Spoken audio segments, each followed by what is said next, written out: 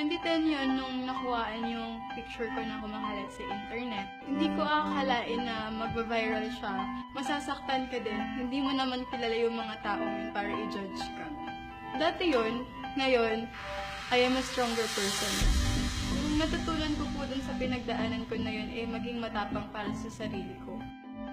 Huwag akong mahihiya kung ano ako, at huwag kong iintindihin kung ano yung sinasabi ng iba. Humugot ako ng lakas mula sa pamilya ko. Sila yung unang tutulong sa akin. Mas naniwala ako sa sarili ko after that procedure. Confident na ako that day. Mas naging confident pa ako ngayon. Ngayon, meron akong supportive na partner. Meron na rin akong stable job. Looking forward na mapagpatuloy ko yung pag-aaral. Merong heart condition yung anak ko. I know na hindi siya pababayaan ni Lord. Sabi nila, nakakatawa ko.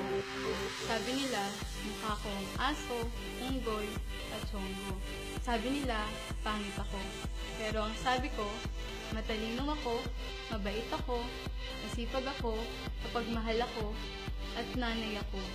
Mahal ko ang pamilya ko, mahal ko ang sarili ko, at higit sa lahat, maganda ako.